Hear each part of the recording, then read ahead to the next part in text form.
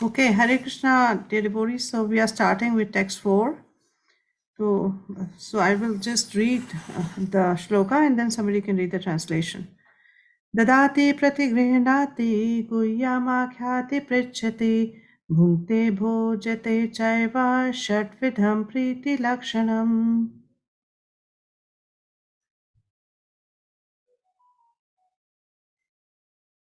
Is someone reading the translation?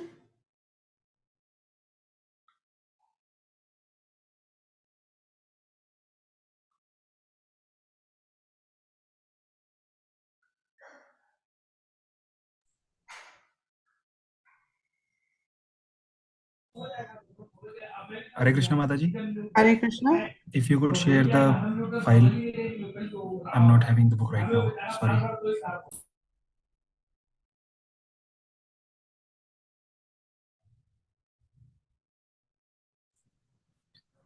Offering gifts in charity, accepting charitable gifts, revealing one's mind in confidence, inquiring confidentially, accepting prasad, and offering prasad are the six symptoms of love shared by one devotee and another. Thank you. So somebody can probably read the highlighted portion as well from the purport.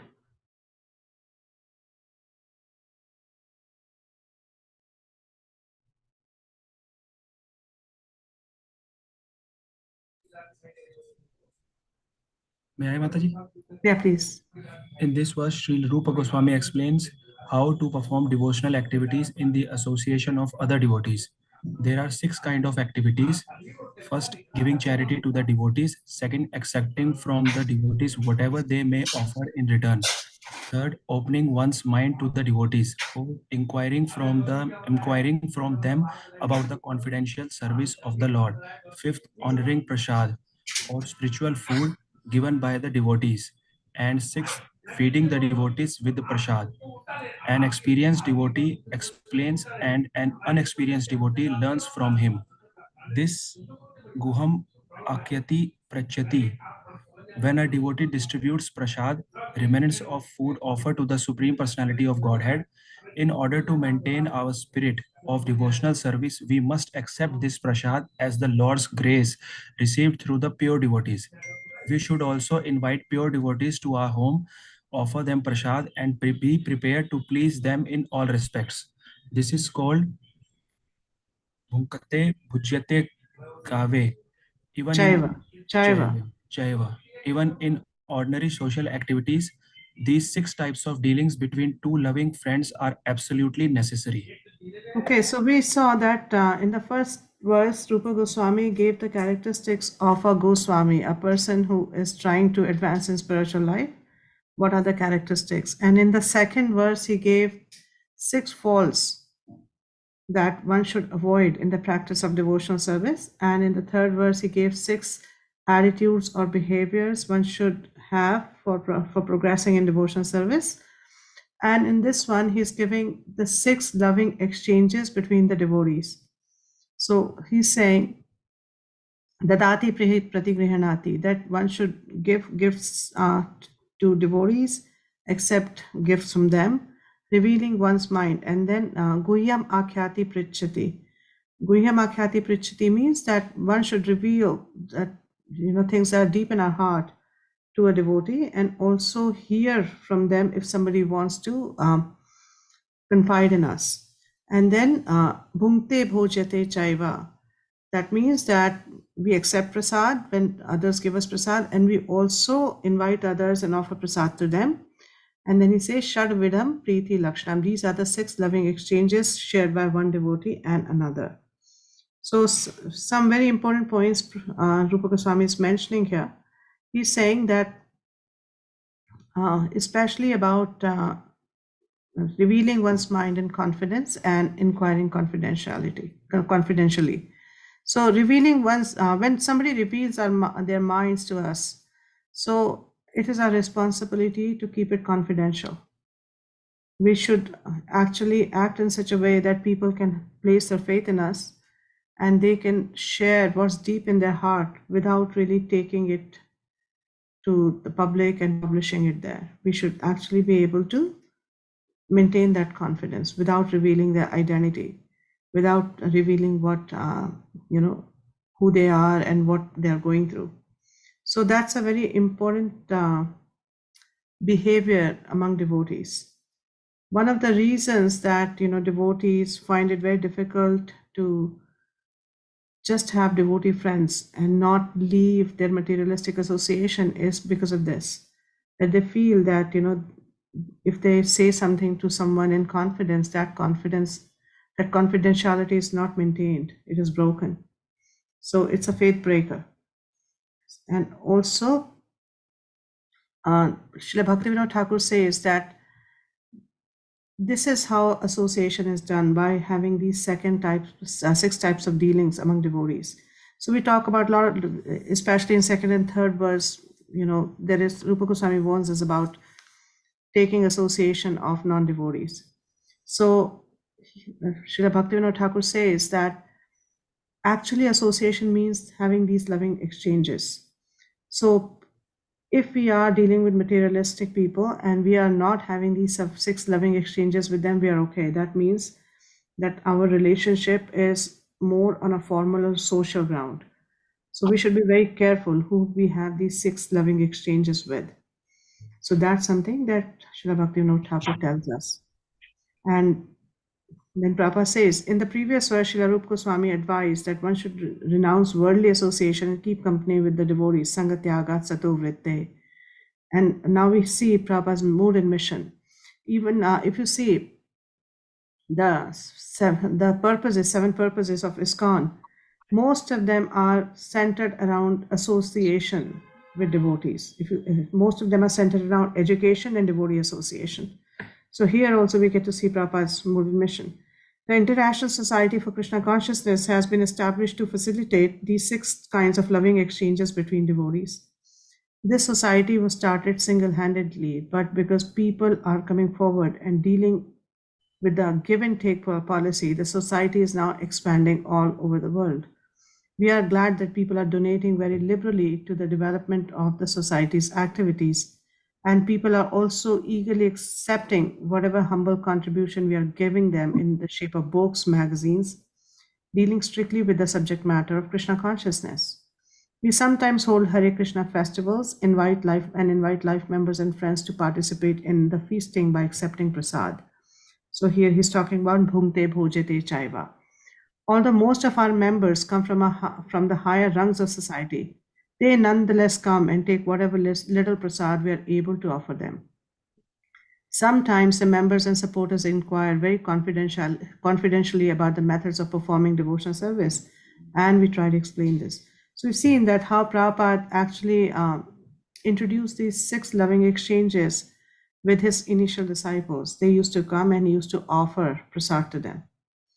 And this is how he converted them from hippies to happies, like Prabhupada, in Prabhupada's own words. So this is how he actually gave them his association, through prasad, by telling them about confidential things. So this is how he made them devotees. So that's what he's talking about. That in this way our society is successfully spreading all over the world, and the intelligentsia of all countries is gradually appreciating our Krishna conscious activities. The life of the Krishna conscious society is nourished by these six types of loving exchange among the members. So this is the life of a Krishna conscious society, these loving exchanges. So we must have these loving exchanges with the devotees. If we don't have these loving exchanges with the devotees, we'll end up having them with materialists. Because this is the need of the soul, to have relationship, to have a loving relationship, to be able to confide in someone, to have that kind of a deep bonding. If we don't do that with devotees, we'll definitely end up doing that with the materialists. So if we really want to progress in spiritual life, we should learn to have these exchanges with the devotees. So Prabhupada says, therefore, people must be given the chance to associate with the devotees of ISKCON, because simply by reciprocating in the six ways mentioned above, an ordinary man can fully revive his dormant Krishna consciousness. And then he says that in Bhagavad Gita 2.62, it is said, Sangat Sanjayate Kama. One's desires and ambitions develop according to the company one keeps. right? That this is that shloka, and where he says that you see something, and then you contemplate on it, and how the lust develops, and it just happens, and just by association it happens. It is often said that a man is known by his company, and if an ordinary man associates with devotees, he will certainly develop his dormant Krishna consciousness. The understanding of Krishna consciousness is innate in every living entity, and it is already developed to some extent when the living entity takes a human body. And the best example of this is, I don't know, I mean, how it happens in where you people are, but I've seen in Delhi temples that the security guards, they are there, they're guarding the temple, but they are seeing the devotees day in and day out. They are seeing devotees chanting, they are seeing the deities. And after they join, they come into the service of providing security. You'll see after 3 or 4 months, they're all roaming around with a bead bag chanting, right? Nobody is actually going and actively preaching to them. It just happens by association. And then Prabhupada says, since Krishna consciousness is inherent, actually he quotes this verse from Chaitanya Charitamrita, that Nitya Siddha Krishna Prema Sadhya Kabunaya Shravanadi Shuddha Chitte Karaya Udaya. That the pure Krishna consciousness or love for Krishna is already sitting dormant in the heart. So by Shravan and Kirtan, as the as the consciousness becomes purified, one can really experience this love, because it's already there in the seed form, but it is covered right now. But by hearing and chanting, one can experience this love which is inherent in every living entity. So Prabhupada is saying that since Krishna consciousness is inherent in every living entity, everyone should be given a chance to hear about Krishna. This is again Prabhupada's mood and mission. Simply by hearing and chanting Shravanam Kirtanam, one's heart is directly purified and one's original Krishna consciousness is immediately awakened. Krishna consciousness is not artificially imposed upon the heart, it is already there. When one chants the holy name of the Supreme Personality of Godhead, the heart is cleansed of all mundane contamination. So this is about giving association. The reason Prabhupada is talking about all this is he is making that point about Guhyam Akhyati Prichati and Dadati Pratigrinati principle. Dadati Pratigrinati is that giving somebody a gift and accepting a gift. So giving somebody Krishna consciousness is the best gift one can give to anybody. So here the reason he's talking about the holy name and why this society was made is because he's actually trying to enforce this, that the society was made to give association to other people. The society is there to give association of one devotee. This society was made so that devotees can associate with each other, and also association can be given to the outsiders. So that is why he's talking about this, that the Krishna consciousness is inherent in everyone's heart. So they all deserve to know about Krishna. They all deserve to actually awaken their dormant Krishna consciousness. And how is that done? That is done by chanting the holy name. And how will one come to the platform of chanting the holy name? Only in the association of devotees. So, then Prabhupada quotes from the first stanza of Shishashtkama about Chetudarpan Marjana. And then he says that not only is the chanter of Mahamantra purified, but the heart of anyone who happens to hear the transcendental vibration of Hare Krishna, Krishna Krishna, Hare Hare, Hare Rama, Rama Rama, Hare Hare is also cleansed. Even the souls embodied in lower animals, insects, trees, and other species of life also become purified and prepared to become fully Krishna conscious simply by hearing the transcendental vibration. So Prabhupada is expressing here that just like Mahaprabhu, he went and he gave his association, gave the holy name even to the animals in the Jharikanda forest. Similarly, we should also try to spread the holy name. Preaching is a way of giving association. Preaching is giving association to others. So we should also do that. So he says then, contributing and distributing the holy name of the Lord is a sublime example of contributing or giving charity, the Dadati principle. By the same token, one must also follow the Pratigrihinati principle and be willing and ready to receive the transcendental gift. So not only should we be giving, but we should also be open to receiving.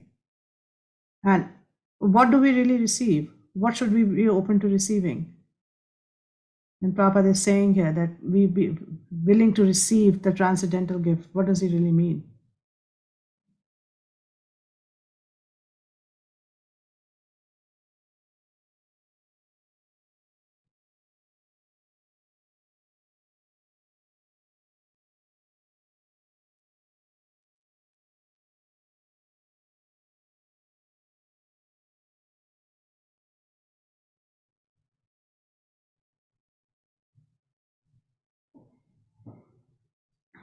Nobody wants to say anything?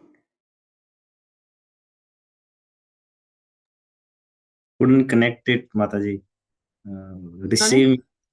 Receiving means receiving gifts. No, when Prabhupada is saying that not only one should be giving, but one should also be, receiving. He says contributing or distributing the holy name of the Lord is a sublime example of contributing or giving charity, the Dadati principle.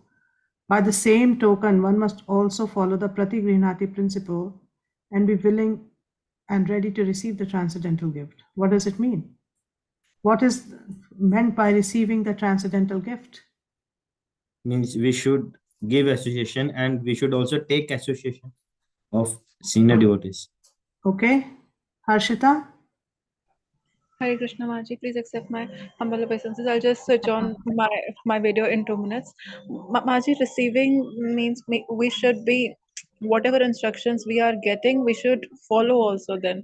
That is receiving, I Yeah, think. very good point. That a lot of times we go and we try to hear from devotees, but when, like we were discussing, I think day before, that if we don't apply it in our lives, it's not really receiving. Receiving means that we should apply what we hear in our lives. Not just hear it. Hearing alone doesn't help much, but trying to apply it, trying to actually make it a reality is what makes it receiving. Okay. Who is the coordinator of this class? Yes, Mataji. Hare You Krishna. are Rishabh Prabhu? You Yes, are? Mataji. Oh, there are two Rishabhs in this class. Okay. Okay, so you are the one. So, what's the issue in this class, Prabhu? Nobody has their cameras on. People don't respond. What's really going on? I have requested a lot of times. It's up to them now. So maybe I don't have to spend my time doing this. So maybe I'll talk to Rasal Prabhu and maybe you all can read this section on your own because that's what we are doing. I'm just reading, So maybe we can do that. So then I'll talk to him and rest of the verses you guys can read on your own. Okay? Surely, Mataji, I'll take care of that. Yeah. So, and then Prabhupada says, one should inquire about the Krishna consciousness movement and open his mind in order to understand the situation of this material world. Thus, the Guhyam Akhati Prichati principles can be served. So he's saying that we should, we should consult our seniors about this Krishna consciousness movement. How can we expand it? How can we actually progress in spiritual life? And also the situation of this material world, that what is really going on around us. And sometimes we just get bewildered by how things are unfolding in this material world. So all these things is something that we should inquire, but the purpose of that inquiry should not be just some mental exercise, but it should be to help us progress in spiritual life, because if it doesn't do that, it's just a waste of time on both the sides. So inquiry should be done with a mood that I want to actually use this to progress in my spiritual life.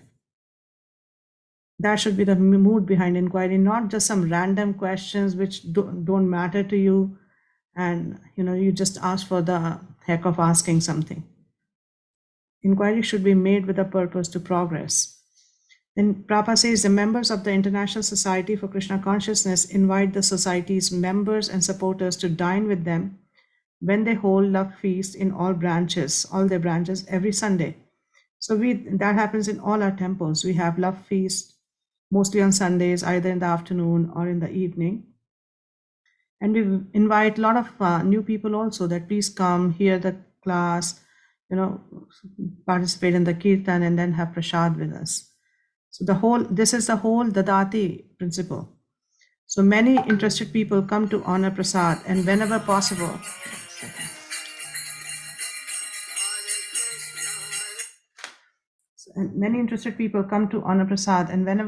they invite members of the society to their homes and feed them sumptuously with prasad. So not only do we invite these people to the temple, but these people also invite us to their homes and they serve prasad. So this is Dadati Pratigrihanati. So we see that devotees not only invite other devotees, but they also go to other people's home and they invite them for prasad. In this way, both the members of the society and general public are benefited. How is the general public benefited? That we invite them to the temple, ask them to attend the program, then we give them prasad. That's how they are benefited. And then when they develop some faith, then they invite the devotees to their place, and then the devotees go and honor prasad at their place, and that way also they are benefited, because they are getting to serve the Vaishnavas. They're getting to, do some service and hear from these Vaishnavas. They are also benefited. And Prabhupada says, if one really wants to attain the goal of human life, he should associate with devotees of the Krishna consciousness movement, because it is the only movement that teaches one how to develop love of God. So this Prabhupada actually focuses on this so much, that if you want to know how to develop love of God, the only way we can do that is by participating in the Krishna consciousness movement, in the association of devotees. There's no other way.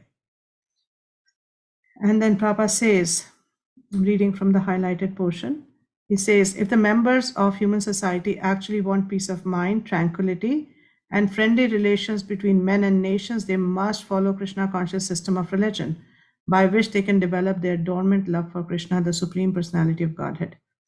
As soon as people do so, their minds will immediately be filled with peace and tranquility. So we have seen that even when we initially came into this movement, as soon as we come in touch with the devotees, as soon as we come in touch with the holy name, immediately we start feeling peaceful. Immediately we start feeling that mind is now a lot less agitated than it was before we came. And then Prabhupada says, in this regard, Srila Bhakti Sastri Thakur warns all devotees engaged in broadcasting the Krishna consciousness movement not to speak to the impersonalist Mayavadis who are always determined to oppose such theistic movements. So he's saying that, Prabhupada is quoting from Srila Bhakti Sastri Thakur, that one should not associate with impersonalist Mayavadis. A lot of times, especially during preaching, we come in contact with people who have this kind of mindset or this kind of philosophy. So instead of spending our time trying to convince them, we should just, let them be. We should just let them be. Prabhupada says, the world is full of Mayavadis and atheists, and the political parties of the world take advantage of Mayavad and other atheistic philosophies to promote materialism. Sometimes they even back a strong party to oppose the Krishna consciousness movement.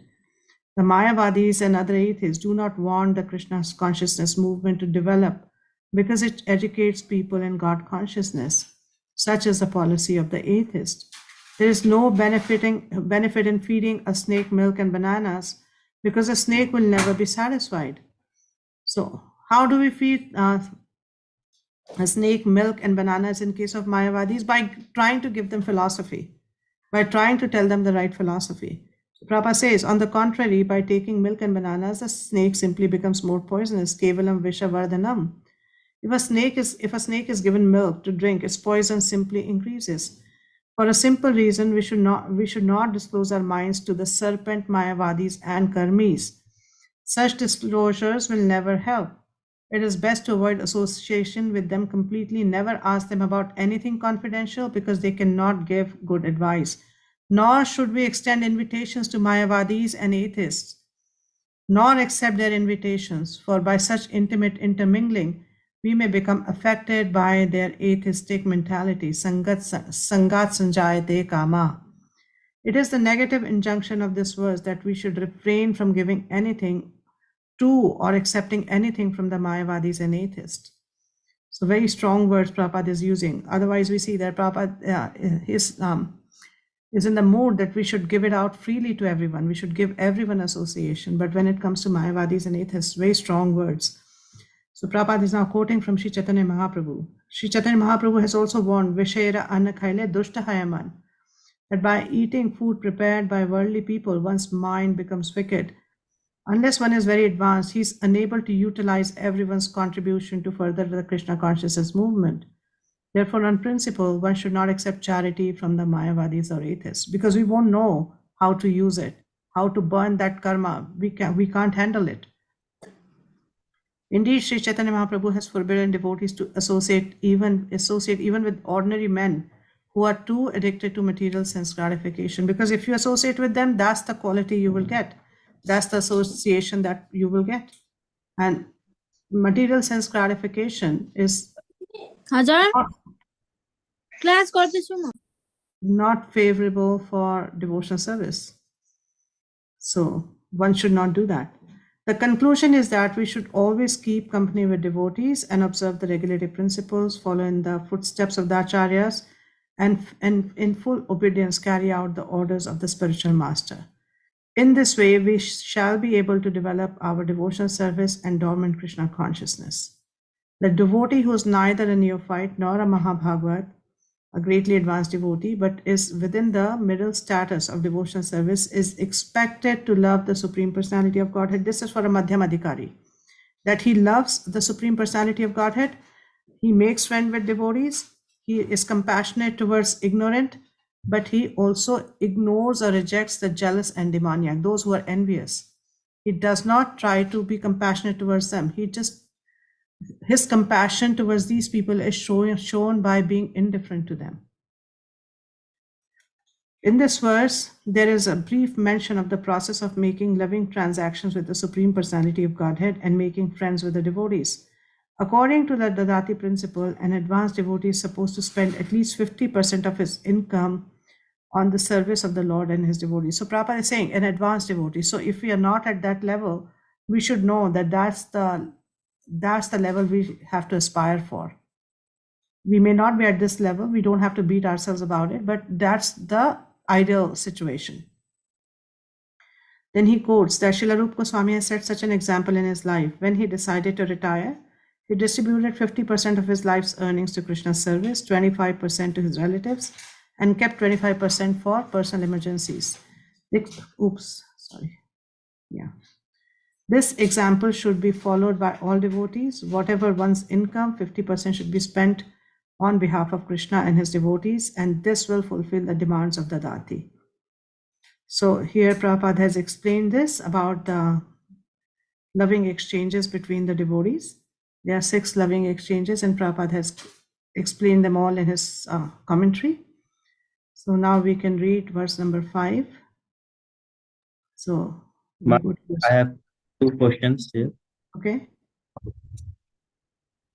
Smaji, first is regarding maintaining confidentiality. Let's suppose someone is confiding in me and sharing his heart, but I feel after listening to him or that it is important for his counselor or mentor to know about his situation because of whatever he is sharing the matter. So what shall we do? Should we maintain the confidentiality or should we inform? We should encourage that person to go to the counselor. We should encourage him. Okay. Yeah, we should encourage him that you should go and tell your counselor about this, what you have just told me. They can help you better. Okay. Yeah. That is the right way to do it. Okay. And okay. And Mataji, second thing is regarding receiving gifts. Some people invite us to perform kirtan at their house. We do some local preaching, and in return they offer some money to us. Till now we don't take it because we are grihastha. So what should we do here? If they offer money, you can refuse, but you can also bring it and put it in the hundi. Let it be used for the Lord's purpose. That way you don't get the karma and they get benefited, because that will be used for the purpose of the Lord. Okay. I don't generally take it, but because I think they feel it that we charge for performing kirtan. But I say that You no, can refuse it, but sometimes people are kind of attached to giving it and they don't like it if we refuse. You have to see what the situation is like. If okay, they're attached to giving, you can accept and you can tell them that, Prabhu, I'm going to put this in the temple.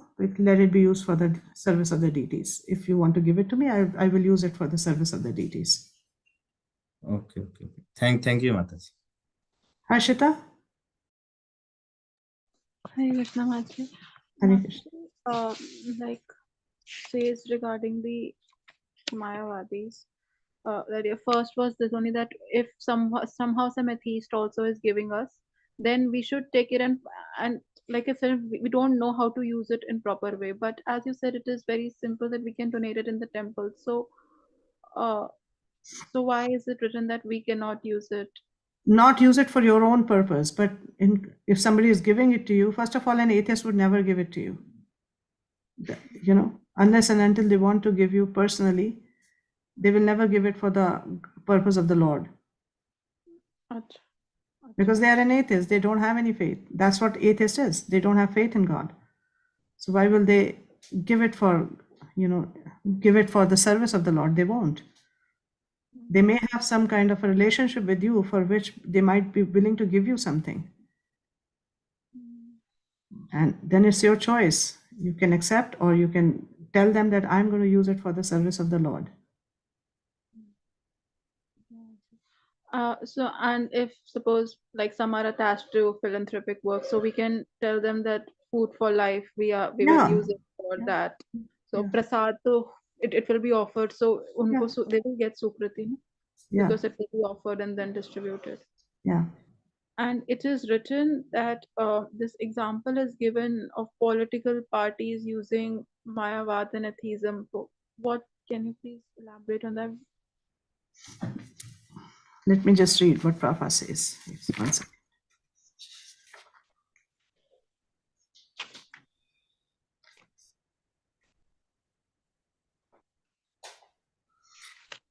Yeah, sometimes the world is full of Mayavadis and atheists. The political parties of the world take advantage of Mayavad and other atheistic philosophies to promote materialism. Sometimes they even back a strong party to oppose the Krishna consciousness movement. Yeah, so we see that all the time, that the political parties, their whole idea is to keep people, misled in a way that they would keep voting for them. So sometimes they use atheists also to promote their causes. I don't know, I don't want to name anybody.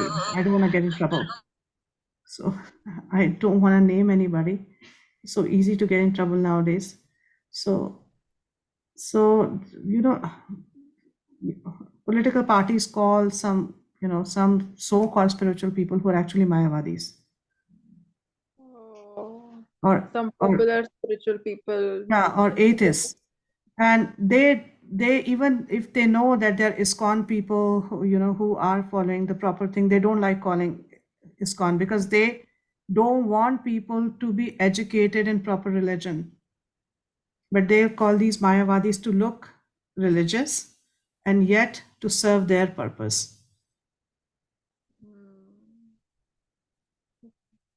Another, there are multiple definitions of Kanishth, Madhyam, and Uttama given as per the initiation one. So Kanishth one, Kanishth Adhikari is also initiated. And Could be initiated. Actually, the differentiation is not according to initiation. The differentiation is according to Shraddha, how much faith they have and how much knowledge they have. So Masi, in the beginning, it is in the beginning of the purport, first paragraph, it is written that the Kanishth Adhikari is a neophyte who has received the Harinam initiation from the spiritual master and is trying to chant the holy name of Krishna. Uske baad, a Madhyam Adhikari has received spiritual initiation from the spiritual master and has been fully engaged by him in the transcendental loving service of the Lord. Yeah, so he has more Shraddha. A Kanishth Adhikari does not have Shraddha. His his faith is very weak. तो initiation वाला कोई criteria नहीं है. No, you could be initiated for 20 years and yet be Kanishta. You could be initiated 50 years and yet be Kanishta. Maji, why has Prabhupada written here regarding initiation? Because normally this is how it's supposed to be, that once you get initiated, you should progress. And you should reach the higher levels, you should reach higher consciousness, but it's not necessary. It depends on the practitioner. Okay. And Maji, one more thing I wanted to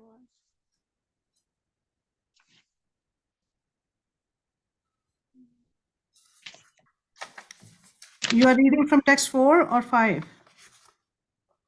Maji, 5. Okay, 5 we haven't even read yet. We're starting. Oh. Oh. Okay. Good. You're already ahead the curve, which is good. When I did the questions. Yeah. So we are going to read 5 now. Anvita, you have a question?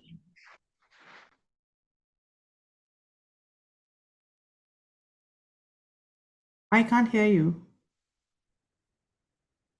Can anybody hear her, or is it just me? No, no, Mataji. Hare Krishna, Pranam. Right? Hare Krishna, Pranam. Okay. Now, Mataji, I'm audible. Yeah, now you are. Please. Dandavat Pranam, Mataji, and apologies for offending you in terms No, of I'm not offended. I just feel that it's a bad use of my time. I'm not offended at all, but I can use my time better. Anyways, yeah. Really apologize from bottom of my heart for this. And my No question need is, to. Yeah. yeah, Tell me. my question is, as you mentioned, and obviously we must associate with the devotees, and one should honor only prasadam. So when we are associating with the devotee, and if it is somebody's marriage, or the event is not in the temple itself, it is in some banquet hall. So obviously the decorum will not be followed for the prasadam making as per the we follow in the temple or the devotee kitchen, because the cook is not the devotee one, and the mindset is also not that one, that we are preparing the food for the prasad for our lord. So obviously it got offered also, but the consciousness is still there. So I have seen many senior devotees also, they say that there is no issue, but there are many dedicated devotees also, like they follow the guidelines, one should eat only from the devotees. So what would we do, because we are seeing so much of things, so what is the right practice one should follow? Yeah, I'm going to give you levels, and it's your choice which level you follow. Okay, the topmost level is that you either cook yourself or only initiated devotees cook, and that's the prasad you have. That is the topmost level. The second level is that some devotee cooks, they may be chanting 1 round, 2 round, whatever. Some devotees cooking, and you have that. Third level is that they are cooking, but they are maybe brahmanas, or maybe externally clean, and they're cooking and it is offered to the Lord. Fourth is that you go to a restaurant which is all vegetarian, no onion, no garlic, and you do some offering, some hodgepodge offering, and you eat it. Right? Below that, I don't know what to say. So, Prabhupada has given us the ideal standard, that it should be cooked by the devotees. And incidentally, this standard is not even followed in our temples. So, so you have to see what is the most practical level for you to follow. Mataji, in Govindas also we saw that there are many items like which are not prepared by devotee, but it comes from the devotee factory, you can say. For example, ice cream are there that is not prepared by devotee. Not only that items are coming, but many Govinda cooks are not devotees also. Yes, they are not doing chanting also, and the process they are not doing. Yeah. So, so I'm saying that's what I said, that even in the temple, sometimes these standards are not followed. So we have to see, if you are very strict, you can choose not to eat anything outside, Okay. even in the temple. But everyone has to see what's practical for them. Okay. Mataji, if we become too serious, also genuinely we want to upgrade ourselves to show some austerity and advancement, but we don't want to show to the world. But suppose there are a group of devotees and few of them are eating and few of them are not taking it. Okay, so it comes like they are doing a lot of दिखा रहे हैं, it's a दिखावटी bhakti, or some kind of comments are passed out. So obviously for Krishna we take it, it is for good us. First So of all, we never compromise our standards because somebody is saying something to us. okay. That is not the right reason to compromise the standards. If we compromise the standards, it may be because of the practicality of the situation, that right now this is what is available, and I don't have any prasad and I need to eat something, and that's why you choose to do so. Mhm. So, and also, if that's the kind of association you have around you, then you really need to look at that association, because if they're forcing you to compromise your standards, then something's wrong somewhere. And another thing is that if you don't want to eat and they're eating, there are 10,000 excuses you can make for not eating if you don't want to. I'm not Okay. well, my stomach is not too good, I'm just not eating, I'm giving it a break, anything. We don't have to come down from our standards and then put that responsibility on others around us. Doesn't work like that. We have to take responsibility for whatever actions we do. Thank you, Mataji. That's why Prabhupada says in the preface, the advancement of a practitioner depends on the attitude of the practitioner. So wherever we are in spiritual life, it is our choice. We cannot blame it on others or hold them responsible for anything. It was our choice. We were weak. As simple as that. We were weak and we decided, and if we were strong enough, we can hold on to that. But if we are weak and then we say that, oh, this is why it happened, then if that's the case, then you should have chosen your association better. Okay? If we have these kind of people around us who follow a standard which we don't like, then we need to change our association. As simple as that. Mataji, it's very difficult to find very, very serious devotees who are only following the standards and And pray. That's what prayers are for. Then pray that, Prabhupada, I need some really serious association and I'm not really getting it. Guru Maharaj, I really need some serious association, but I'm not getting it. So you please arrange it for me. They will. thank you, Mataji. Okay. Hare verse Krishna Mataji, Hare please, Krishna. please. जब ये topic चल ही रहा है तो एक बात और पूछ ही लेते हैं. Hare Yes. Krishna, Yes. Mataji, yeah, we were been hearing from the devotees a lot about this matter, and in the general circumstances, yeah, because we are at home or we are going to the devotee's house, it is possible max of the times. But sometimes, even you are avoiding marriages or outside circle. But sometimes, like for the 2 days, I have to go to my very close family marriage, my Mamaji's son's marriage. And somehow, in one of my these, when my these sons got married, then I asked before that, I just called to the hotel or the resort where we were in. So I just asked the standards, what you all are cooking? They said we have the same vessels, we cook both. But for your or for vegetarian marriages, we cook only veg. And I go, that's fine. They, they told me that we are not cooking anything at all now. But still, I got the point, and it was been very difficult to say no that I will not be having food there. Initially, she burst out, and many of them, but somehow Krishna managed. And I took something something with me, and they arranged some food from a Jain restaurant, and I did that. So this time I also did the same thing. I called to the resort. So what all you are cooking? They said we are cooking only veg, not non-veg. We are not allowing in our resort. So and many of our family members are also eating without onion garlic, and we all are pure vegetarian in any case. So in those situations, like very close family marriages, then the only standard I can follow is that if the everything is veg out there in the resort itself, otherwise I would have to carry something. So this becomes very difficult when you are in a very close relationship. Then we can simply pray to Krishna that just because to be with them, I'm honoring, I'm taking. Yeah. See, that's what I said earlier also, is what is the motivation? One is that, okay, this is not my regular practice. I don't do this regularly. I'm very strict with my prasad regularly, but I've gotten stuck in this situation, and maybe I have to honor, just because otherwise they will turn against Krishna, or they will not like it.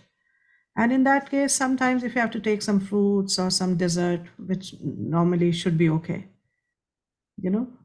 desserts are like all sweets and all, you have to take a little bit of ice cream, there's that, and some fruit. It's okay. So that's what I said. It is your choice. You have to see intelligently what the circumstances. When you're doing this, when you're opting for this, then you should not feel that, oh, see, this is what happened, and these people forced me to do this. No, then you should make a conscious choice that I am choosing to do this for this reason. When Dayanvita asked that question, that my point was that if you're following a certain standard, you must acknowledge it is your choice. I am following this standard because this standard is practical for me right now. I know what the highest standard is, and I plan to get there sometime in my life. But right now I'm not able to follow this, and I'm not going to put that responsibility on anyone else but myself. Yes. That's the point. Yes, Mataji. Lot of devotees eat in Govindas, and they know that, okay, Govindas, it's not the devotees who are cooking. Even like sometimes we have like birthday parties or something, and people go to Govindas and you go with them. Okay, it's not like a regular thing. It's like once in a while, once in a pink moon. So, that's very rare. Okay, that's okay. Yeah, sometimes we have to, because for the fried things, kachori and samosa, malab, like family is eating, but you don't have a choice at all, and you cannot just cook it, because it consumes a lot of time. So sometimes even I also get it. And even I've heard, like in our Govindas, I've heard that they are chanting at least 1 or 2 rounds, maybe more, I don't know. But when I just had an idea to start a thing like this many years back, to some devotee, some very senior devotee told me that, Mataji, when you will be starting something like this, then you cannot be assured that you will get 16 rounders. But you and the person who is mainly coordinating and supervising, he should be 16 chanter, and the others should follow the guidelines that you are they should not be eating onion garlic or non-veg like that. So they said, well, because in the mass scale programs and the big programs or big organization, big outlets, we cannot follow that 16 rounders things. So that's their excuse. They say Yeah, that I mean, the thing is, outside India, whenever there are programs, even if there is a Bhakti Sangam festival with 10,000 devotees, all the devotees cook. It is all made by devotees. You go to any temple, you go to Bhaktivedanta Manor, you go to Soho, wherever you go, it is all, even in Govindas, everything is prepared by the devotees. But in India, we don't have that. So we have to accept the reality that that's how things are. And also my whole point is to remain real in Krishna consciousness. Accept that this is my level, this is what I'm able to do right now. Don't fool yourself by thinking that actually I want to operate like this, but I'm operating on this level due to this reason. You're operating at the level you want to operate at. As simple as that. True, very true. So you should be like you said, you should be inside and outside. Same. You should not And pretend accept. yourself that, oh, I'm doing this or And that. accept. And at the same time, one should know, especially one is a preacher, one should know that what I am doing is actually being followed by many people. Yes. So I have a responsibility to represent Prabhupada purely. So as a preacher, there is an added responsibility that we can't act whimsically. You know, when you are just a simple devotee or you don't have any such preaching service, you can do whatever, you're just harming yourself. But when you're a preacher and you do whatever you feel like, then you're harming a lot of other people who are looking up to you. So that sense of responsibility has to be there. Okay? Yeah, thank you so much. Okay, let's move on to verse number 5. Hare Krishna, Mataji, Dandana. Hare Krishna, who's this? Mataji, I am wife of Rishabh Prabhuji. Huh? Okay, I am Mataji, मैं ऋषभ मित्र प्रभु जी की wife हूँ. माताजी, हाँ जी. मैं आपका ना अभी सुन रही थी, तो मेरा एक मन में डाउट आया कि माताजी आपने बोला ना करंटली मुझे एक्सेप्ट करना है कि मेरा क्या स्टैंडर्ड है, कि not because I am following because of this person और दैट पर्सन, मतलब कि मैं इस स्थिति में हूँ, अभी मैं स्टैंडर्ड फॉलो करती हूँ. तो माधुरी मेरा डाउट ये है, तो मैं इसको जनरल देख रही हूँ, not only for Prasad, like chanting और आरती और एनीथिंग. तो माधुरी अगर मैं एक्सेप्ट कर लूंगी तो फिर मैं एक्सेप्ट कर लूंगी तो उसी फेज में रहूंगी, मैं उस फेज से फिर ऊपर कैसे उठूं, मुझे इस पे पूछना है. Accept क्या कर लूंगी? What are you talking about? What accepting what? Accepting like current मेरा प्रैक्टिस है कि मैं आरती टाइम पे नहीं करती हूँ, चैंटिंग मेरा रात को जाता है, तो अगर मैं एक्सेप्ट करूँ हाँ मैं हूँ ऐसी हूँ, तो फिर मैं इसको फिर बेटर अपने आप को कैसे करूँ? I got it. If you don't accept, what will happen? Okay, you're not accepting that you are not doing Aarti at the right time. What has happened? How did that change anything? Madhuri, it's not. It just made you feel guilty. That's all. That's the only change. Only the guilt was there. Otherwise, your practice is still the same. And by feeling guilty, you are somehow consoling yourself that, see, I'm a sincere devotee. I'm trying to advance, but I'm not able to because of this reason. That's the only difference. So what I'm trying to say is just be real, that this is my situation. This is where I have to get to. You know, Prabhupada everywhere gives us the ideal standard, that this is the ideal standard for a devotee. So everyone knows where they have to get to. So first thing is acceptance of your reality, that this is where I am at. Second is to accept where I have to get to. And then make a plan. How will you get there? A realistic plan. Not just keep beating yourself that, oh, see, I'm not able to chant in the morning. Oh, see, look at me, I'm not able to do arti. What is that going to achieve? Nothing. If you really want to bring some change in your life, you need to acknowledge where you're at and where you need to get to and what's the plan for it. How would you get there? Is that okay? Do you understand what I'm saying? Yes, Mataji. You know, nothing is really achieved by beating yourself. Nothing. It's just you end up feeling depressed, that's all. But if you really want to make a progress, first you acknowledge where you're at and then acknowledge where you need to get to and what's the plan to do so. Then make a concrete plan and then pray, because nothing will happen by your own strength. You know, if we were so strong spiritually, then we could have become Uttam Adhikari in 2 days. What was really stopping us? But we are very, very weak spiritually. So we have to pray. We need that support of prayer. So we pray. And we also seek association of those who are stronger than us.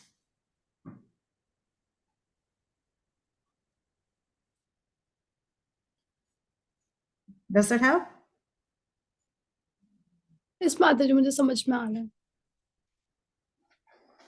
Yeah, so my point is, first is become real in spiritual life. If you want to get anywhere, you cannot progress from an artificial platform. You have to come to the real platform, and then you can progress. Then you can make a concrete plan. You can pray, and when you are on the real platform, it makes you humble, because then you realize that I am not what I project myself to be or think myself to be. It will make you humble, and when one is humble, one can really pray with a lot more depth. And then we pray, and then we depend on the mercy, and we try to make those little changes in our lives. That's how we get there. Okay? Should we go on to text number 5? Yeah, thank you, Mataji, for making us understand to become real. Because if we are not becoming real, actually, like what I see, just I got reminded of many things. Like, oh, I woke up late. Oh, I'm doing Mangalarti late. So I'm justifying myself because I slept late or this that reason, right? The simpler thing is that just say to Krishna that yeah, I couldn't sleep or I didn't sleep at on time.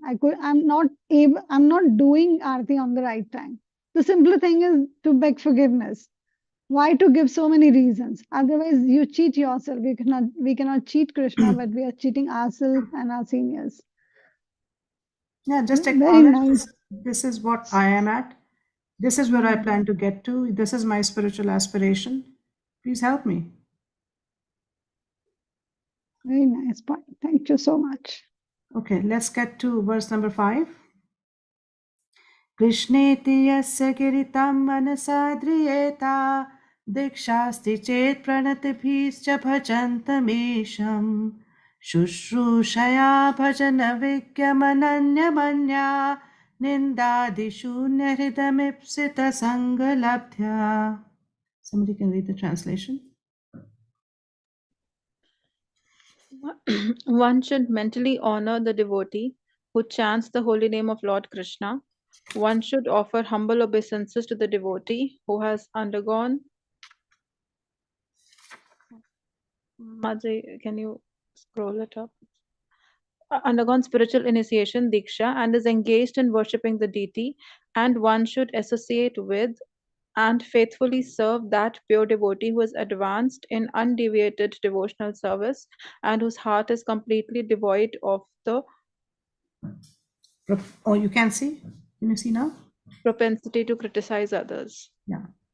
So, what is common? These are the three kind of dealings that Rupa Goswami is mentioning. That one who's chanting the holy name, we mentally honor. This is a neophyte devotee. He's chanting, and we mentally honor. And then there is a person who has undergone diksha and who's worshipping the deities. So this is like an initiated devotee. So we offer our humble obeisances. But who do we associate with? We associate with those who are advanced in devotional service and whose heart is completely devoid of the propensity to criticize others. Nindadishunyam hidam ipshita sangalabdhya. So these are the kind of people we should actually be seeking association of. So if you see, the principle here is respect, that we respect everyone. We don't think that, oh, this one is a Kanishta Adhikari, I can just say, Prabhu, just do this, okay? The principle of respect is essential in Vaishnava dealings. So this is what Rupa Goswami is saying here. And in the first paragraph, maybe you can read the first paragraph. In order to intelligently apply the six-fold loving reciprocations mentioned in the previous verse, one must select proper persons with careful discrimination. Srila Rupa Goswami therefore advises that we should meet with the Vaishnavas in an appropriate way according to their particular status. In this verse, he tells us how to deal with three types of devotees. the Kanishta Adhikari, Madhyam Adhikari, and Uttam Adhikari. The Kanishta Adhikari is a neophyte who has received the Harinam initiation from the spiritual master and is trying to chant the holy name of Krishna. One should respect such a person within his mind as a Kanishta Vaishnav. A Madhyam Adhikari has received spiritual initiation from the spiritual master and has been fully engaged by him in the transcendental loving service of the Lord. The Madhyam Adhikari should be considered to be situated midway in devotional service. The Uttam Adhikari or highest devotee is one who is very advanced in devotional service.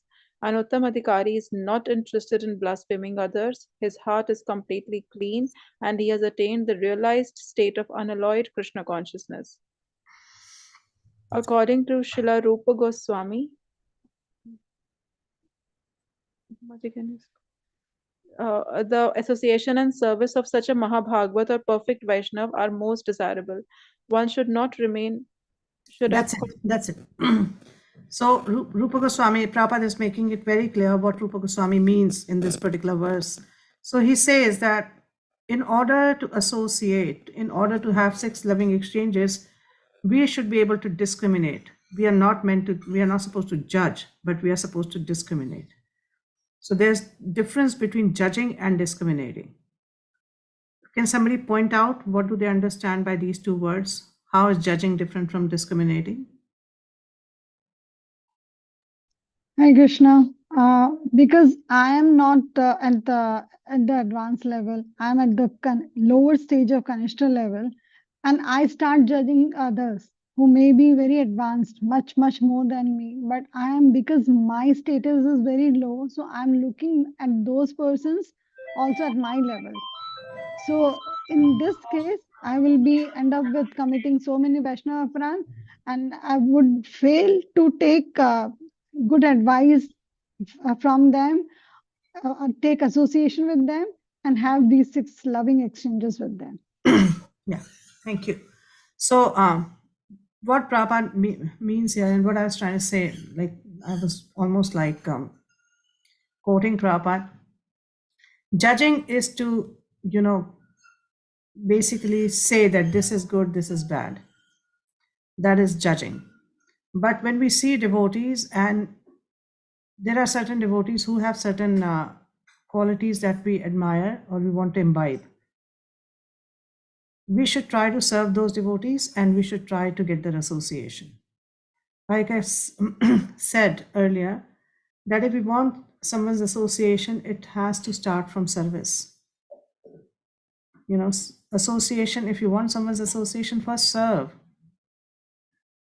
This is the key to getting senior association. If you want some senior, you want some, sannyasi, some Prabhupada disciple to give you association, the first thing you have to do is serve them. And when they become pleased with that service, they will be willing to give you association. They will be willing to give you instructions or hear or, advise you. So that's how it starts. So discriminating means that being able to see the qualities of others and decide that these are not the qualities I want to imbibe. I want to imbibe these qualities, so I want to be in the association of this person. But not disrespect, still respect them, but just make that decision in your head that these are the qualities I want to imbibe. So that is discriminating and not judging. So like Anandita was saying, that we don't know who's at what level. Prabhupada in one place says, it takes an Uttam Adhikari to recognize an Uttam Adhikari. So we are not Uttam Adhikaris. There's no way we can comment who is one and who's not, or who's a Madhyam Adhikari or not, right?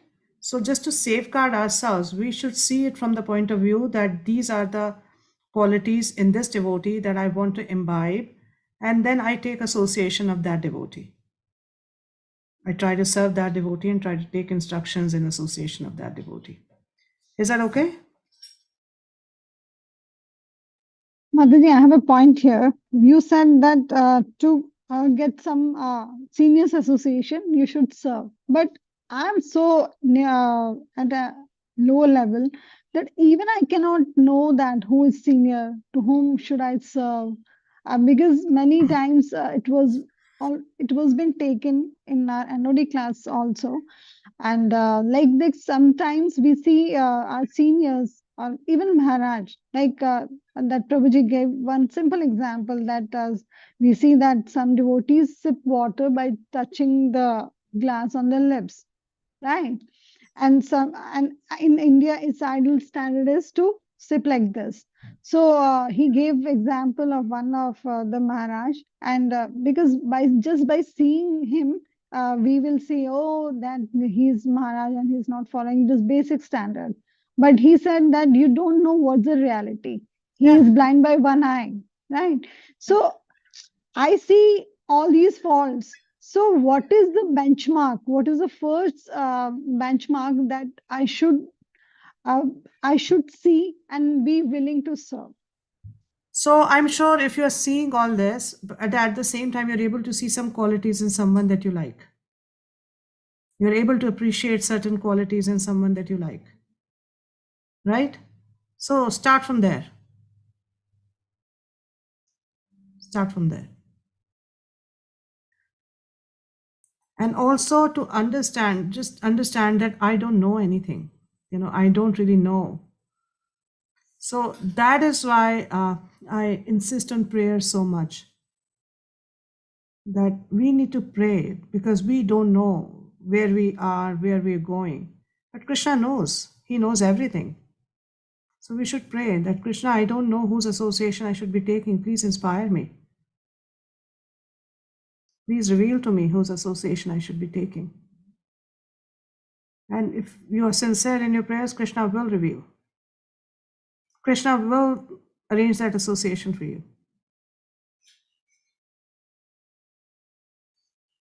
Okay? Then Prabhupada says one should not remain a Kanishta Adhikari who. Hare Krishna, Mataji. Yes. Sorry. I'm also a bit confused here, just to add to question. That one, you said that it takes an Uttamadhikari to identify who is an Uttama. So we cannot judge people, or we cannot see. Externally, yeah, we can't. And at the same time, this verse says that we should faithfully serve only those pure devotees who are free from that criticizing mentality. So how these two things combined? Because it puts a condition.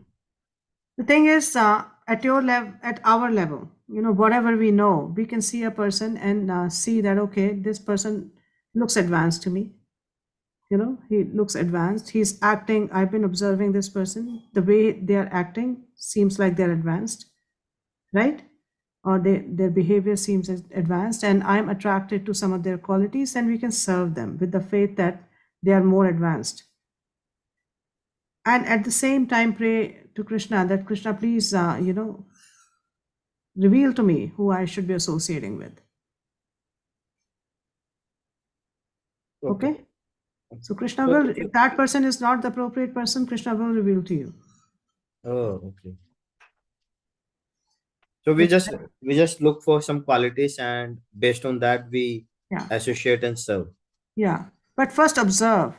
Before association, just don't go for, I've seen this person first time, I'm so impressed. Don't rush into anything. Take your time, pray, observe, and then make a decision. Okay. See, one thing that we have to be very careful about in spiritual life is how to protect our faith and our heart. So if we do these kind of things, that we rush into association with someone and then we get to know, oh, this person is not really what they're projecting themselves to be, then our faith takes a hit. Our faith takes a hit. So we should be very, very, act in such a way that we can protect our faith. It is our responsibility to act in a way where we can protect our faith. So don't act immaturely and rush in for anything. Take your time, pray, contemplate, and then make a decision. Thank you, Mataji. So you said that just take your time, observe, not to rush, because initially, usually, like people like to associate with many devotees, right? because they have the devotee association only, right? So they feel that, oh, she or he is very good, very advanced, and they rush, and you are you end up with seeing so many faults then, because there are many who doesn't like who do not like other devotees. I've seen. Yeah. And also at the same time, one has to be realistic to know that people around me will have faults. I have tons of faults. They also have faults, you know. So we are all struggling in this material world. But their faults maybe 10%, mine are probably 50%. So instead of focusing on the faults, I see who I associate with and what qualities I want to imbibe from them.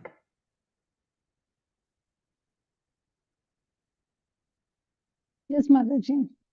So I That is would, why we don't judge, because we are not pure, they are not pure. We are all in the material world. But somebody is at a higher level than us, and we are not in a position to really figure out if they are pure, unalloyed devotees or not. So we take their association, but we tread carefully. yes. One of the instance made me to learn that, yeah, I will, whenever I will meet that person, that devotee, I will pay my obeisances or we will ask about each other, but I will keep aloof myself, because I know that person's tendency is to ask for others, or I sensed some sort of, that she doesn't like other senior devotees, one of who is my very close. Then I thought, no, I should not get into why or when or how. I should keep myself aloof. Otherwise, there is no use of my bhakti will go down, right? By hearing about her or whatever. Yeah, it's a dynamic process. This is not something which is static, that, oh, I have made a decision, this is good and this is bad. No. Mm. You associate with some people, you take some of their good qualities, then you realize they have certain qualities which you don't want to take. So either you make yourself aware of it, that they have these qualities which I don't have to take, or you distance yourself from them depending on how strong you are. And then you can go and seek association of some other devotees who have some qualities that you are inspired by. So it's a very dynamic process. And especially when it comes to peer association, then they're like us, almost at the same level as us. They also have a tons of faults like we do. So sometimes we have to come to terms with the fact that this is my friend, because I mentally we are on the same level. Mentally I can gel with this person. Spiritually we have similar aspirations. Both of us have faults. So, but this person, I can their value system and my value system is the same. And then we associate, and also being, conscious of the fact that there are these faults in this person, which I'm going to ignore, and I'm not going to take their association for this purpose. But you can still remain friends for years after that, and close friends. Aditya, I've seen senior devotees, they are so humble that I know that person. There are so many things going on now in my mind. I haven't said she's very close to me. I haven't spoken to her about this topic, but many times I feel that I want to share with her. But I know that she also knows. But she's so humble that, like you said, that I see that there are many persons who do not like her, though she is doing amazing preaching, and she's been, so many senior devotees like her, and they can see that the level of work, that energy she is putting up in Krishna consciousness. But many do not like. But she's so humble that how can they maintain that level of humbleness, that they are in the midst of all others also who do not like, but yet they are very humble, they are meeting in a very cheerful mood. How can they maintain this level? Humility can be both external and internal. So external humility is that sometimes people come from that kind of a background where everyone is humble, people speak to each other very nicely, very humbly. That's your sanskar from your birth or past lives. So when they deal with other people, they're very humble, very soft spoken, very nice. There may be some who come from a very different sanskar. They come from families where people scream at each other and it's normal. Mm. And when they talk to other people, they're not very polished, they're not very soft. That has its value, but it is on the external level. It is the internal humility that really matters. Internal humility means that I acknowledge that on my own, I cannot do anything. I'm completely dependent on the mercy of Krishna and his devotees. This is the actual mode of humility, to realize that I'm nothing without the mercy. And such a person, when they even look at karmis, they don't really judge them or question them, because they realize that the only difference between me and them is mercy.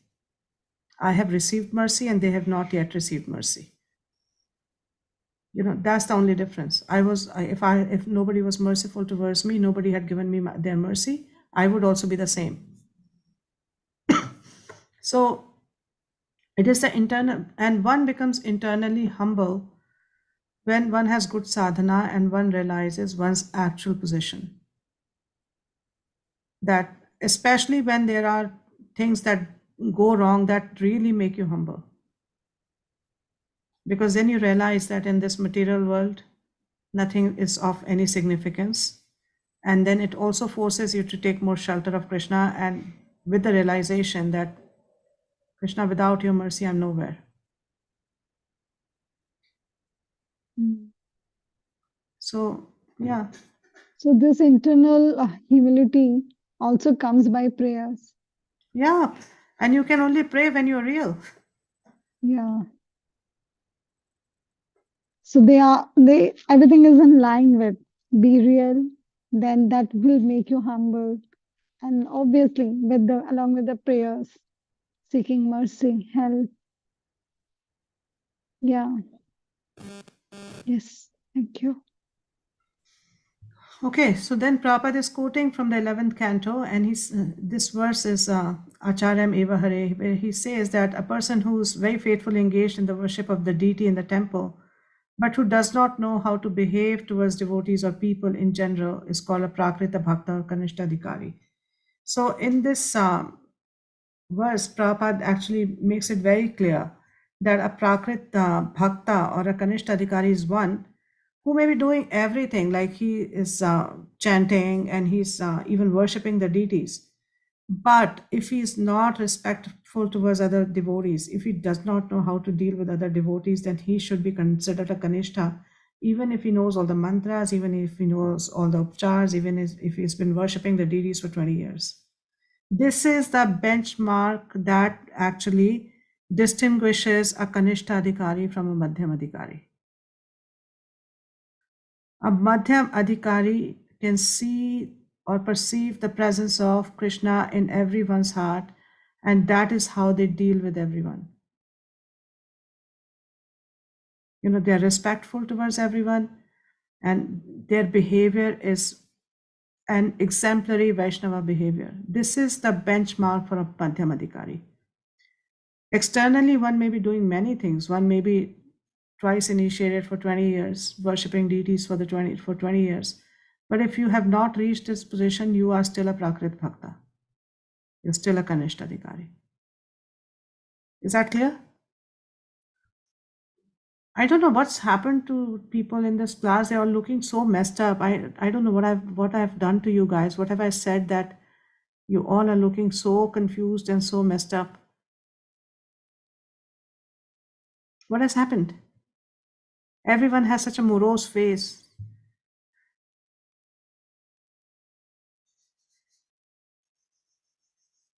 What's happening?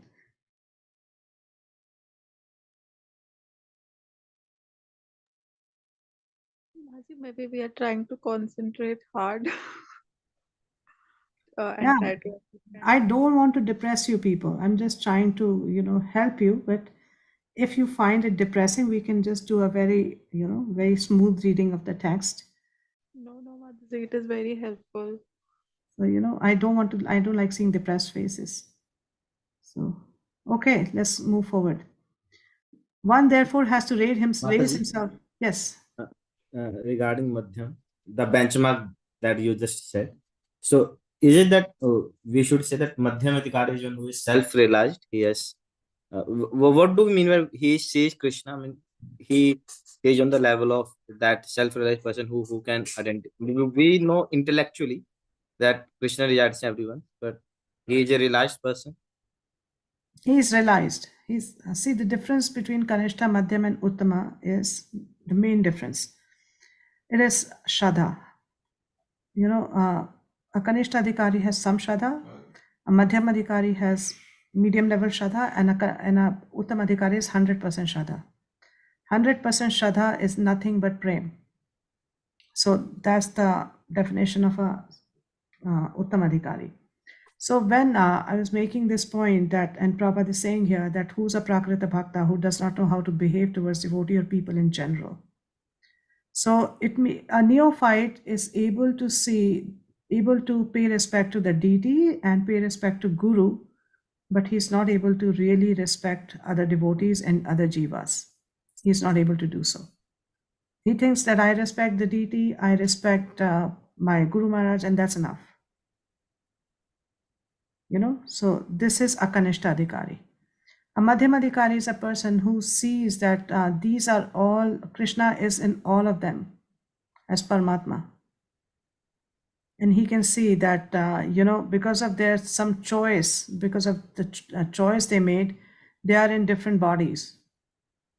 And these choices were made in their past lives, they're in different bodies. And that's the only differentiator. Otherwise, Paramatma is there in everyone. So such a person then behaves appropriately with everyone. And what is that behavior? That he loves God. He loves the Supreme Personality of Godhead. He has friendship with those who are, his friends, like peers. And he shows compassion towards those who are, innocent.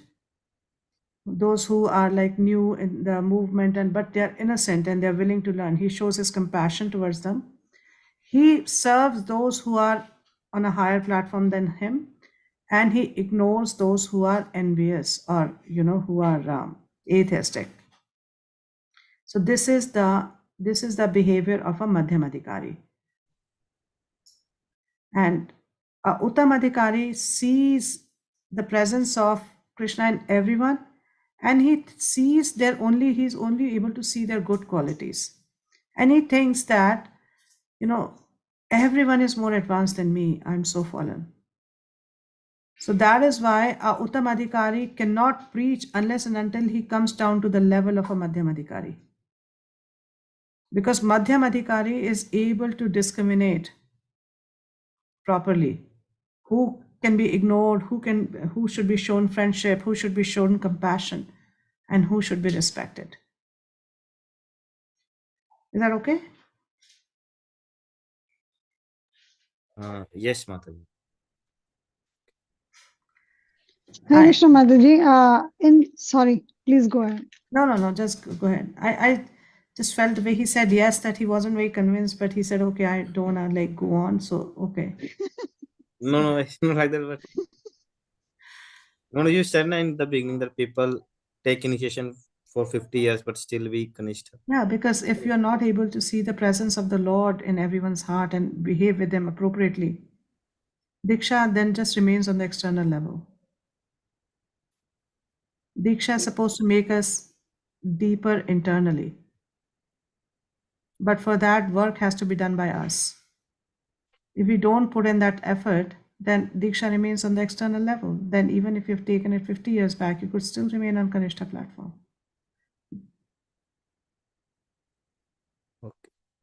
Even in Chaitanya Charitamrita, it says, Bahu Janma Kare Adi Shavana Kirtan, right?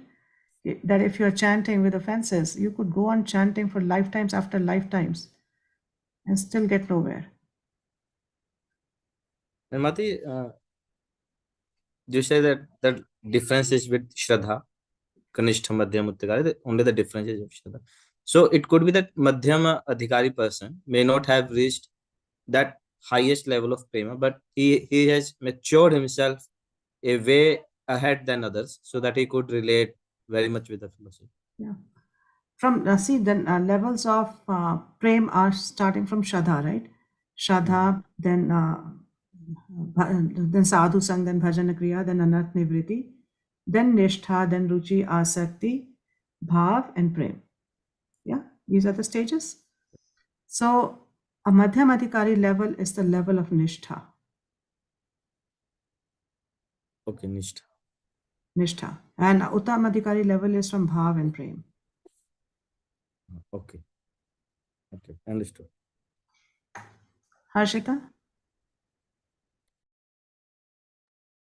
Mataji, like you said that 50 years also, or lifetimes also, as you quoted the verse from Chaitanya Charitamrita, he could remain incarnate. So Mataji, one argument is that the activities we are doing it, they are so purifying, they will automatically advance. And one is this, that depends on the attitude of the follower. And then it is also said that you are forcibly dragged, even like Krishna forcibly drags you. So then how to understand that for lifetimes over lifetimes it is carrying on like we were in the first Wonderful. the first life. So how we are being dragged to our Yeah, goal then? the activities that you do are purifying, no doubt. You know, you chant, it will purify you. You preach, it will purify you. But to what extent and how fast? That is the question. So attitude of a practitioner, they will determine whether you get purified in one lifetime or you get purified in 100 lifetimes. You know, that is the difference. Purification will be there, but how fast is dependent on the attitude. And forcibly dragged, yes, you'll be forcibly dragged in this lifetime or 100 lifetimes. That's the only difference. You know, you're still better off than like millions of karmis who are not willing to take up Krishna consciousness. You're still at a very high stage compared to them. But whether you get success in one lifetime or 100 will depend on the attitude. Krishna is still going to drag you. You're still going to remain in the association of devotees. You're still going to hear about him. But your attitude will determine the progress. Mandaleshwar Prabhu? Hare Krishna, Mataji. Dandapranam. Dharma. Mataji, until prema we can't reach the Godhead, Mataji. Until prema? Until we reach the stage of prema, still that time we can't reach the Godhead. It's We Goloka. can't reach where? Goloka. Yeah.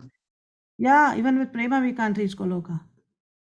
Do you Then know what that? is the Because that prema is actually the Shant Rasa. Beyond prema, there are 8 stages more. You know, which is Sneha, Man, all these. And Rag, Anurag, Bhav, Mahabhav. There is 8 more stages. So with Shant Rasa, you reach till Vaikuntha. With prema, you reach Vaikuntha. If you want to reach Goloka, then you have to advance beyond prema. it is very difficult. Yeah, it is very difficult. It will only happen by mercy. There's no other way it can happen. On our own, we can never reach there. But how can we understand what stage we are carrying? We are in bhava, or it is in prema, or in nishtha, and You this don't need to how know. there is a Krishna, cross check, or it is no. we have We to don't judge need to them. know. Krishna knows. We don't really need to know which stage we are at. It's not like this. Oh, Prabhu, now you have reached Nishtha. Okay, Prabhu, now you have reached Ruchi. It doesn't work like that.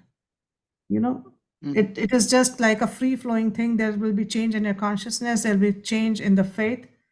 And it's a free-flowing thing. And the more advanced you become, the more you'll think I have not advanced. Yes, that is true. But Mataji, there should be some checking point, no? We should means there should be some aim. We have to reach that stage. Aim Second aim of should be that stage. At least we people have to try it. You people have studied NOD? NOD is finished? Yes, Mataji. Yes, Mataji. So what is the aim of sadhana bhakti? Let me give you a NOD lesson. What is the aim of sadhana bhakti? Somebody tell me.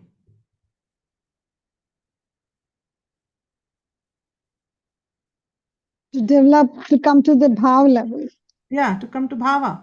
So if you're doing sadhana, that should be your Bhava level. first goal. I need to reach bhava. And when bhava means that you are aware of your relationship with the Lord, that's the stage of bhava. It becomes revealed. Okay. What Bhava is means you have to. What is your step? What is your relationship with the Lord? Prema means that you enter the pastimes. Bhava means your position will be revealed, and till the time it is not revealed, you have not reached. Keep working on it. Okay, Mother. Yeah. Mother, you have 2 questions. Can I ask Yes, now or later? one more thing, Mataji. You tell that stage of Bhava. Sorry, say that again, Prabhu. Your voice is breaking. I couldn't hear you. Mataji is asking question, Mataji. Oh, okay. Yeah, Anandita. Yeah, Mataji, the first thing also, like you said, you mentioned to Harshita, Mataji, that there are 2 points. In the translation, it's written for Kanishta, the initiation part is not written, and for the Madhyam.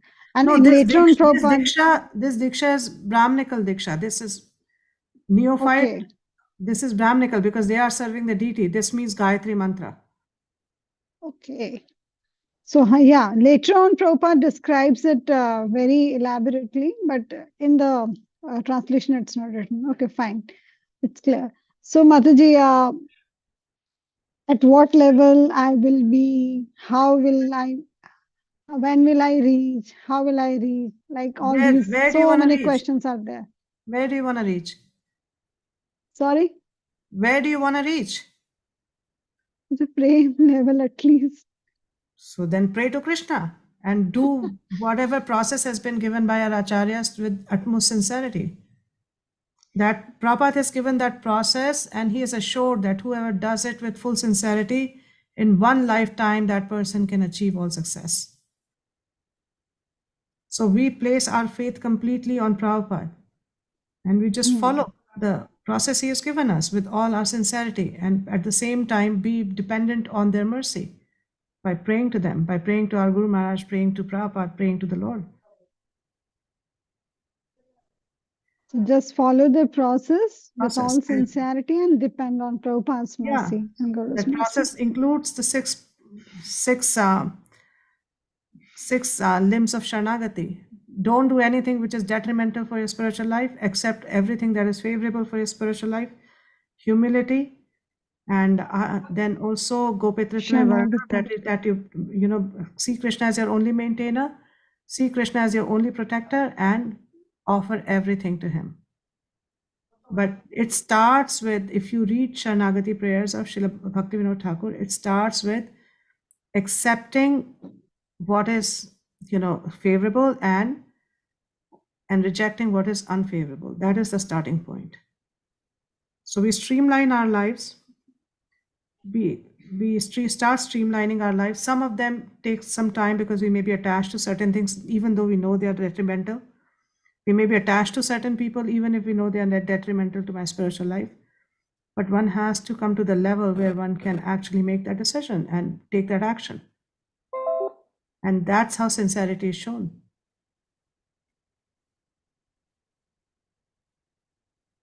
Yes.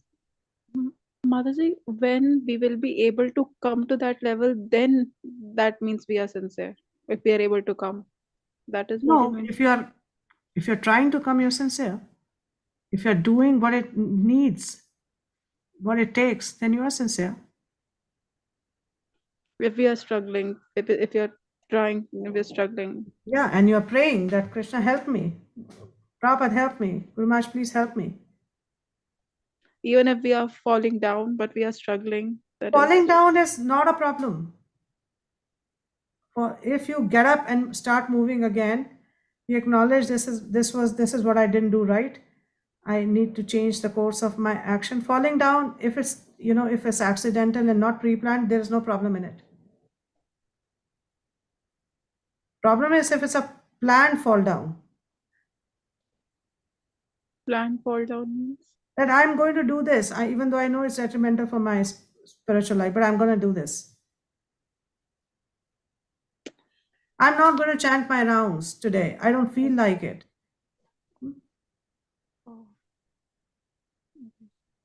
I was thinking that suppose ice cream. I know I should not eat it, but बहुत मन बहुत मन कर रहा है, so I will offer and eat it. Is that That's okay. the That's okay. plant Prabhupada allowed for sweets. Prabhupada made that exception for sweets. That sweets, if you get them from a place which is clean and you offer it to the Lord, you can have it. That even Prabhupada allowed. So devotees during that time used to get rasgulla from Bengali market and offer it to the deities and offer it and eat it. And Prabhupada allowed it. So, Samaji, like the principle, is this a plant fall down? For example, uh, just for example, I do not watch, but just some movie. Okay. Oh, I know I should not be watching, but oh, बहुत मन कर रहा है. So, is this a plant fall down? I do regret it later, but and I wish that please help me that next time I cannot do it, or spending some time on social. Hey, okay. on Harshita, this let me kind. stop you guys here. You people have done NOD. There is something called principle and there's something called details. Do you remember that? Yeah. What is a principle? Always remember Krishna, Never not to forget. forget Krishna. Yeah. These are all details. You know, details are not important. Principle is. Hmm. Details can be changed, but principle should not be changed. So Urmila Mataji, Her Grace Urmila Mataji, who's proper disciple, I remember, she used to say always that there is certain rasa you're getting by watching, say, a movie. You're watching it because you're getting something out of it, right? Some kind of rasa. So try to look for that rasa in a Krishna conscious way. That, if I like watching something, you can watch some Krishna conscious movie. Or if you can't even do that, then you pray to Krishna that, I'm doing this because there's this rasa that I'm enjoying. So I'm requesting you to, make me enjoy that rasa in a way that is connected with you. Mataji, can it be done with sports? Like we read that Prajalpa mein aata hai, this frivolous sports. Uh, frivolous sports means these games we used to play in childhood, or all these are in frivolous sports. Again, details. What sports? How much time are you spending doing that? How much time are you spending on the sports? Right now, none. But just this example came to my mind Yeah, that this see, the thing purpose. is, first of all, we have to come to terms with the fact we are not pure devotees. It is the characteristic of a person in bhava that they don't waste any time. It is not a characteristic of a person who's struggling with anartha nivriti. So let's not try to operate on the level of bhava because we won't be able to. So Artificially, we should not try. we will need certain ways to, for recreation. We should try to find those ways of recreation Krishna consciously.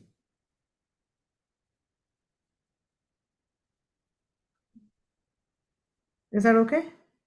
Yeah, yes, Majid, does playing frivolous sports come in gambling also? Like I read, I don't remember where, but What kind of, if you are gambling, what is gambling?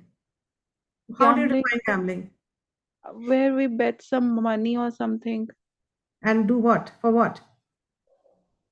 For what means? Why do you bet some money?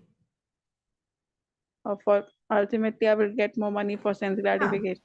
Gambling, the definition of gambling is that when you invest something, you don't want to put in the effort and want to get great gains. That is gambling. So are you doing the sports because of that? No. So that's not gambling, as simple as that. Okay. It may be a waste of time and energy, but it is not gambling. So mutual fund investments are fine. Are you doing day trading or are you doing long-term investment? Day trading is not good. Is not as per the not. Yeah, not day as per trading our- is gambling because the whole day you are preoccupied with when is this going up, when is this going down, when is this happening, what is happening in the market. That's your preoccupation the whole day. But when you do a long-term investment, a grihastha is meant to invest and meant to plan for the future. There's no problem there. Okay. Thank you, Mataji. Okay, then Prabhupada is saying this, he's quoting. Mataji, I have a question. Not regarding gambling and all. Say that? Just a second. Sorry. So whatever level I am at, I should be very humble enough and always think myself at the lower level of Kanishta. People may be appreciating or whatever. It may not be my quality, it's my Guru Maharaj or Prabhupada's qualities revealing through me, right? But I don't have any credit. So at whatever level I am, I should think myself at the lowest level of Kanishta. Is this the proper mood? Yeah, I mean, see, first of all, I really like this quote of Mahatma Prabhu very much. He says, I'm just paraphrasing. He says that Krishna conscious is not about, thinking yourself lowly or less. Krishna conscious is all about thinking about yourself less. So we don't really focus so much on who we are. We focus on the fact that I am meant to serve my master. I am their servant. And I am completely dependent on their mercy for everything. I may be Kanishtha, below Kanishtha, Madhyama, Uttama, it doesn't matter. That's not something I become preoccupied with. Yes, if we are real, we'll realize that, okay, I'm nothing great. The day they decide to withdraw their mercy, I'll fall flat on my face. So we realize that we are made up of that mercy that they bestowed upon us. And at the same time, we don't worry so much about what level we are at or what level others are at. We see that these persons have these qualities that I want to imbibe. I like their behavior. I like, how they conduct themselves, and I want to associate with them. Who are we? How can we even judge who's at what level? We have no qualification to really figure out who's at what level. A lot of times we think people who just came into Krishna conscious are neophyte. They're new devotees. They are neophytes. A lot of times people say, Mataji, when neophytes come, this is what we do. How do you know? How much, how much bhakti they've done in their past life? We don't know. We may be very neophyte compared to them.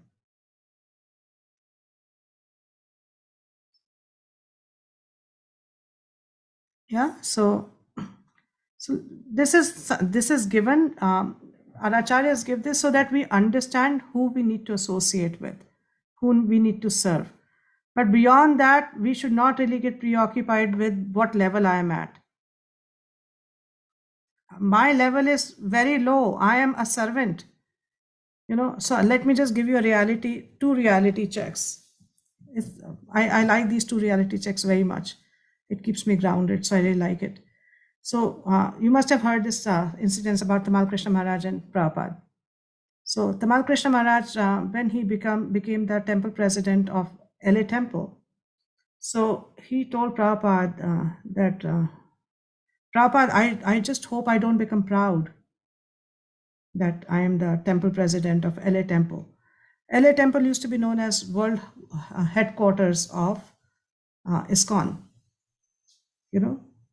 So he said that, and Prabhupada just stopped and he said, Krishna, expands as Balaram, then he expands further as Chaturvyuha, then he expands again, and then, from Sankarshan, Mahavishnu comes, from his pores, many Brahmans come, millions and millions of Brahmans come. Then he expands as Garbhodakshaya Vishnu and enters all these Brahmans. And then, he expands as Kshirodakshaya Vishnu and enters all the Jivas. And then, this whole universe has thousands and millions of such Brahmans. And in one universe, on the Earth planet, there is on the Earth planet, there are 7 continents. Out of that, one continent is North America. And there are 50 states. In a state called California, which is one of the 50 states, there are many cities. There's one city called Los Angeles. Los Angeles has many, many streets. And on one street called Vatsneka Avenue, there is a temple. And in that temple, there is one person he thinks that he has something to be proud of. So I found that every time, I like to remind myself of this. So, and also when you read Chaitanya Charitamrita, it mentions that, Ananta Shesh, who is the expansion of the expansion of the expansion of the expansion of Krishna, he actually, he gives support to all these universes on his head. He's holding all these universes on his head. And these universes seem to him like mustard seeds. Have you seen mustard seeds? They he feels them that they're like mustard seeds. And a lot of times he can't feel those universes. So he keeps moving his head just to feel that when they move that, oh, okay, there is something there, And this mustard seed is the whole universe, in which there are 14 planetary systems. And there is, one planetary system called earthly planetary system. On that, there is a earth planet. And, I'm somewhere there on that planet. So what am I proud of? From perspective of Krishna, we are no more than a speck of dust. That's how tiny we are. So what do we really have to be proud of? The day we realize this, we'll become humble. What option do we have?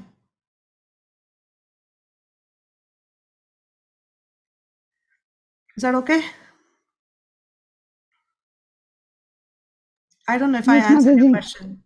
No, Did I no, answer? I said this to you because, and with your two examples, so many things, so many things are gathered in my heart, and I will note it down also. I forgot the name of Maharaj who has taken our Ishopnishad session. Completely skipped from my mind. His Holiness, I think Bhakti Prabhav Swami I Maharaj. think Bhakti Prabhu Maharaj, and his lectures were amazing. He's an I attended amazing all the personality. sessions and I noted down later on. I revised all, noted down each and every point. He's And an he amazing said, personality. He was my teacher, and he taught us many courses. And his humility is exemplary. He's such a humble soul. He's unbelievable. yeah, he looks so simple that a person like me, cannot imagine that how deep he is. Yeah, And when he's I amazing. again read all the Ishopnishad book, the whole Ishopnishad book, I was reading chapter wise, and then I was revising his, lectures. He has given us so many beautiful points. Like in book, it's not there, but from his realization, he has put up so many things. And in one of his classes regarding these 3 levels of devotees, he said, I think Harshita Mataji also remembers, he said that he was attending one of the session from his senior devotee, I think senior godbrother or devotee. And while having discussion on the 3 levels of devotees, that devotee said that I am still at the lowest level of Kanishthadikari. Oh, Krishna. And then he said, well, what to speak of for anybody? If he's saying, even the persons practicing for so many years, they are thinking that I'm at the Kanishta Because level. they are realized when they hear these statements from Shastra that Ananta Shesh cannot feel the universe on his head. And, and then they realize that what's my position? Compared to Krishna, if that universe is like a mustard seed, and I am not even like a mustard seed within this universe, what's really my position? So the more you realize, the more humble you'll become. That's why Uttam Adhikari is the most humble of the lot. And that's why he thinks everyone else is better than me. And that's why he cannot preach, because he thinks everyone else is better than me. So he has to come down to the level of a Madhyama to preach. There is a 2 or 3 minutes video on YouTube on universal eye view. This gives a very little, detail of this that you mentioned. 2 examples. Like it is that video is not mentioning about all the Brahmandas, and it gives the reality. How small we are of one universe. It's a very beautiful one. Thank you, Mataji, for bringing so beautiful points. That These 2 points help me to remain little grounded.